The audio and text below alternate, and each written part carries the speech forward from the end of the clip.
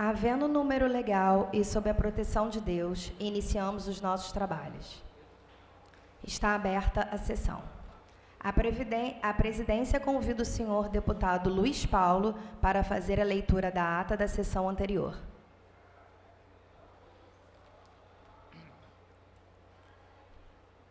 Senhora presidente do expediente inicial, deputada Gisele, a ata reflete com exatidão o ocorrido na 83ª sessão ordinária, que, iniciada às 14 horas, foi encerrada às 17 horas e 38 minutos. Lida e aprovada a ata, passa-se ao expediente inicial. O primeiro orador inscrito é o nobre deputado Luiz Paulo.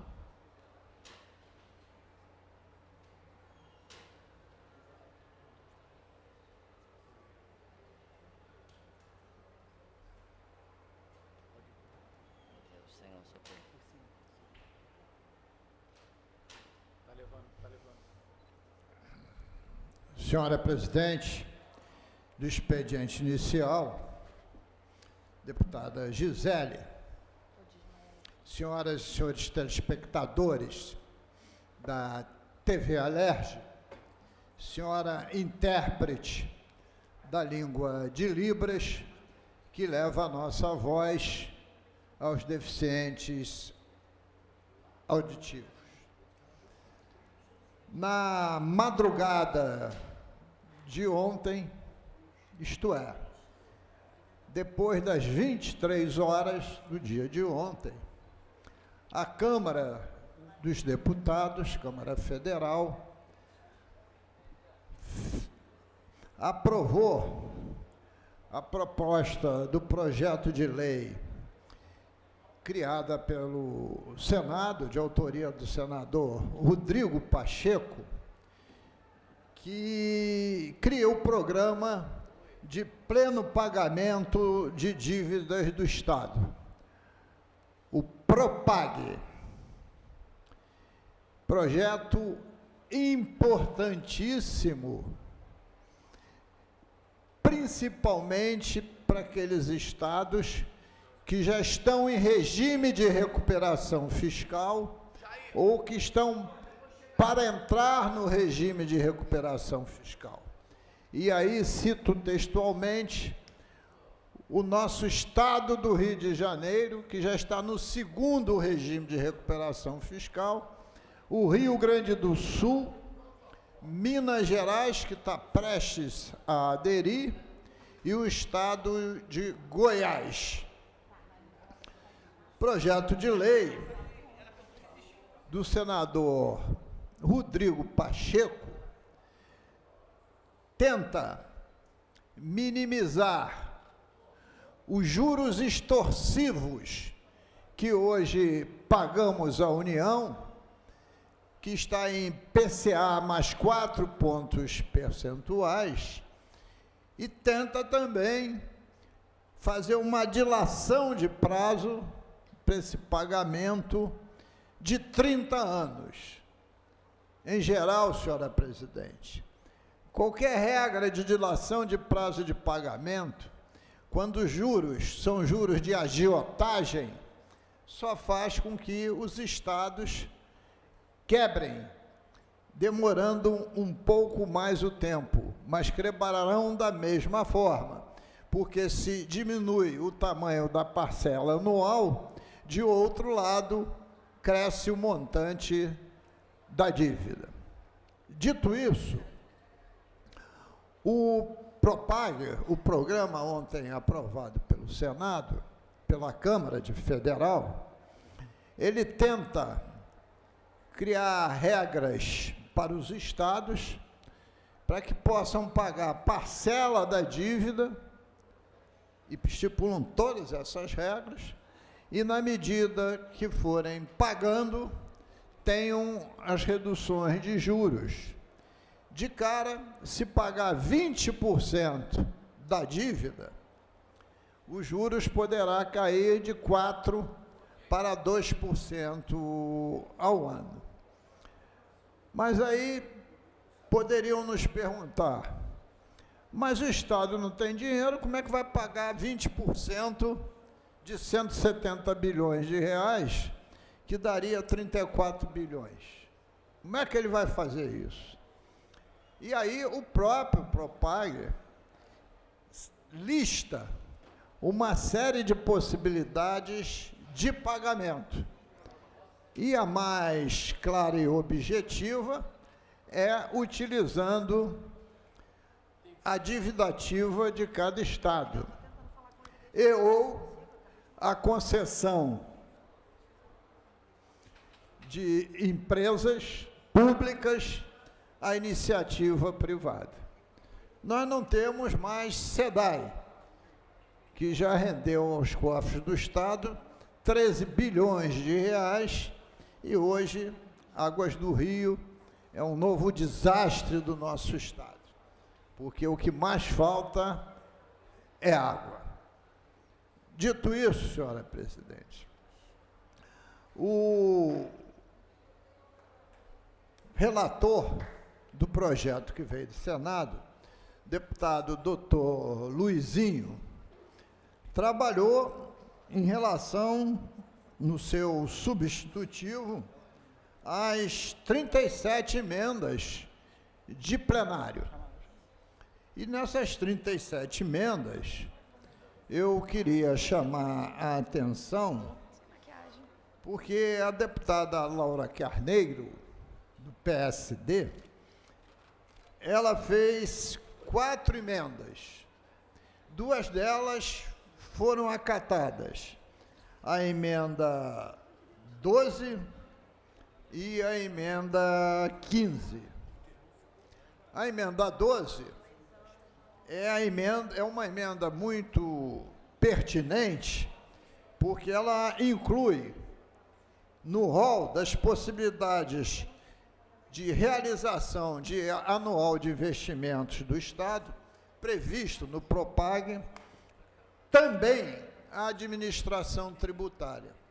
E por que é importante? Ora, se nós temos que pagar parcelas para diminuir os juros, evidentemente, nesse período, a gente tem que fortalecer a máquina arrecadatória, para evitar a sonegação.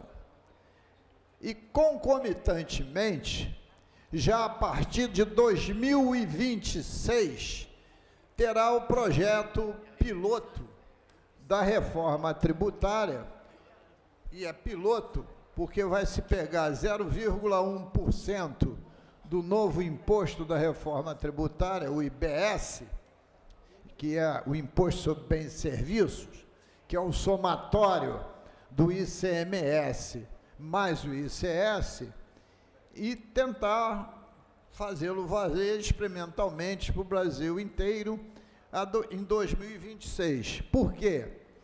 Em 2037, a partir do dia 1º de janeiro, o ICMS e o ISS estarão extintos, estará vigorando o IBS. Por via de consequência, a reforma tributária, ela vai exigir, né, que a administração tributária seja muito aperfeiçoada, muito informatizada e se utilizando também até mesmo os instrumentos da inteligência artificial, senhora presidente. Então, essa emenda 12 da deputada Laura Carneiro vai fazer um bem a partir de 2025, ano que vem, quando é o ano em que o Propag prevê que os estados vão poder aderir a esse novo regime. Mas também queria ressaltar, da mesma autora, aprovada a emenda 15, que também permite a prerrogativa de amortizações extraordinárias via prestação de serviços de cooperação federativa, sejam computadas pelos estados com pagamento da dívida, porque ele estaria assumindo obrigações da União. Mas, infelizmente, a emenda 12 e 13 foram rejeitadas. A emenda 12 pretendia rever o cálculo da dívida com um novo critério até 1º de janeiro de 2013, mas não foi acatada. E a 14 também pretendia ter um haircut, um corte na dívida de 15 pontos percentuais, visto que isso foi calculado porque o Tesouro Nacional, na sua vertente de corrigir a dívida, pegou um critério que lhe era mais favorável, e não o critério que fosse mais favorável aos estados. Mas o relator seguramente não conseguiu acordo com a União e rejeitou essas duas emendas. Mas, de qualquer forma, senhora presidente, este substitutivo não é o substitutivo dos nossos sonhos.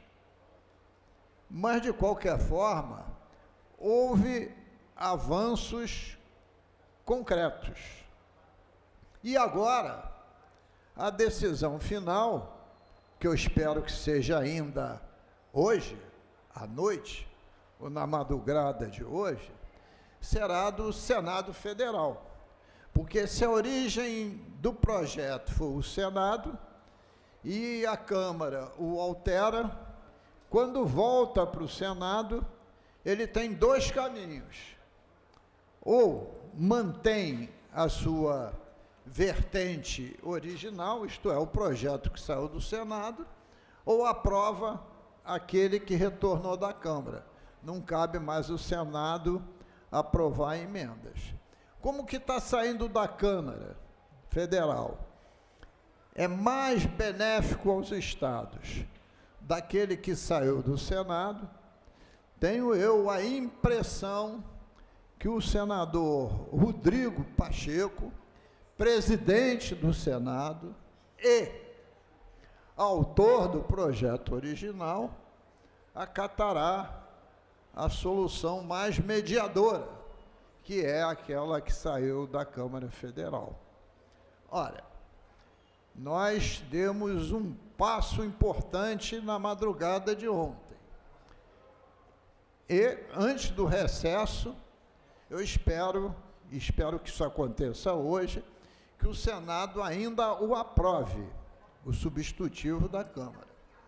Porque depois ainda faltaria a sanção do governador, para que em 2025 o Estado do Rio de Janeiro pudesse se preparar, função de todas as alternativas que traz aqui o projeto, o Propaga, para tentar buscar, ao aderir, o juro mais baixo possível.